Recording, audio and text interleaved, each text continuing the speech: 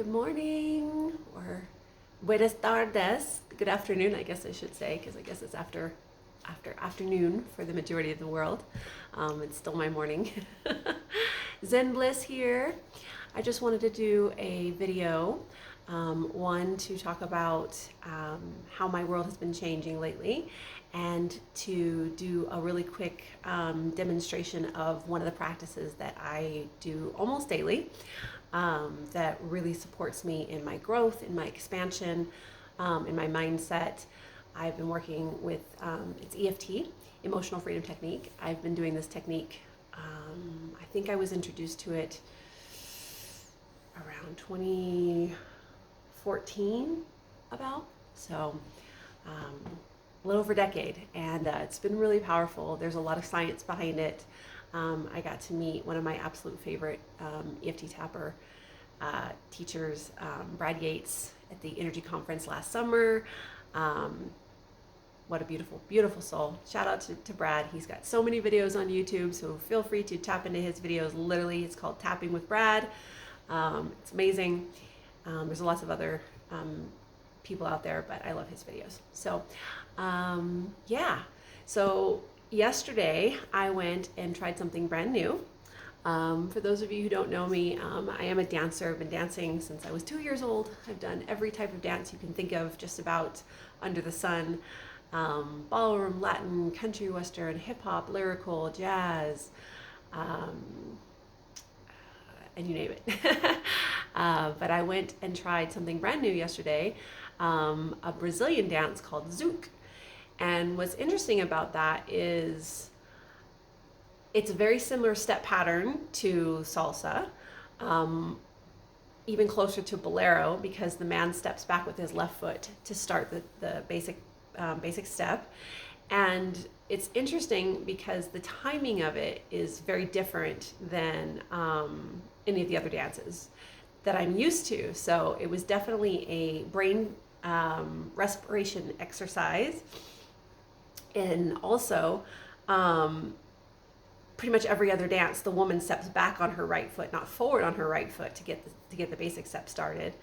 And then the turns in this particular dance, we did a step pattern called Cucino, which is basically a circling around each other, or orbiting of planets is how they described it, which was amazing. I'm very much cosmic like that, so it totally resonated.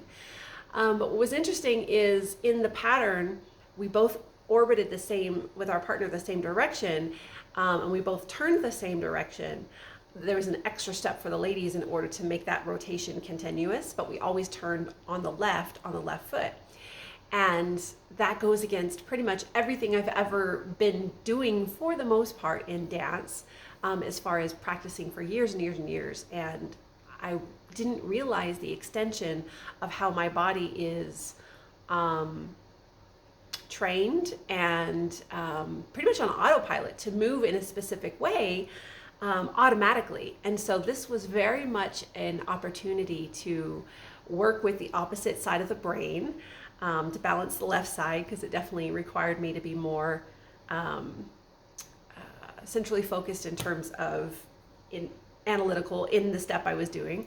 And I noticed that because my body's so equipped to turning in this clockwise direction instead of a counterclockwise direction, it was requiring a lot of, how do I say, adjustment. I noticed I was getting dizzy very easily, and it's pretty much as though my body is not accustomed to spinning in that direction, especially not repetitively, because every spin I've ever done is mostly clockwise, and then I would do one spin to come out of that spiral in order to eliminate dizziness. So the fact that every turn was a counterclockwise left turn, it was very interesting, the effect that it had on the body. So I just kept telling myself, because it was really, I noticed the stories. I noticed how easy it was to go into, I shouldn't be doing this. Oh, oh, my body is too full of toxins. It's making me dizzy because I haven't done this in so long, and I'm getting too old. Like, there's all these different, like, negative stories that were coming up in the process. And every time one of them would in the past, I often would identify with those, and maybe I would stop, or I would sit down, or I would go into kind of a more of a emotional reaction or something of the sort. But I've been doing so much work on my mindset for so many years, but especially just in the last where it's become a daily, constant, consistent practice for the last couple of months. And what I noticed is every time one of those negative thought patterns would happen, I would immediately counter it with something positive. No, you're retraining your body to move in a way that it's not accustomed to, which is going to balance. We're moving in the left direction instead of the right, so now we're focusing on the feminine side. Not that it's a feminine dance, it's just that the right side is the masculine, the left side is the feminine. So I've worked so strong, and I'm also right dominated. So I've got a very strong masculine side. So it's interesting that now I'm working on more of the divine feminine side through the dance itself. So that was really interesting for me to look at that perspective. And I allowed myself to drink lots of water anytime I started to feel dizzy. And I just, instead of going into, and it's interesting because I went dancing last weekend, I got so dizzy just from doing this series of dance spins where I was looking up, and it actually lasted, I had vertigo for an entire day. And I've never experienced that either. And so I knew that I didn't want to have that experience again. So I just told myself, okay, this is not the same. Your body's making adjustments. It's recalibrating. It's shifting into a higher dimensional reality. And your body is capable. Your body has the ability to adapt.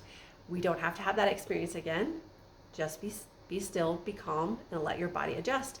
And sure enough, the dizziness did go away, and I noticed some aches and pains that were happening in the body because apparently I'm out of practice when it comes to certain movements, and I noticed the stories that were associated with that as well. And instead of stopping myself and giving into those stories and letting that be my reality, I just said, okay, I hear you, body, I see you, I'm taking care of you, I will let you rest. And in the morning, we will feel much, much better. And we did.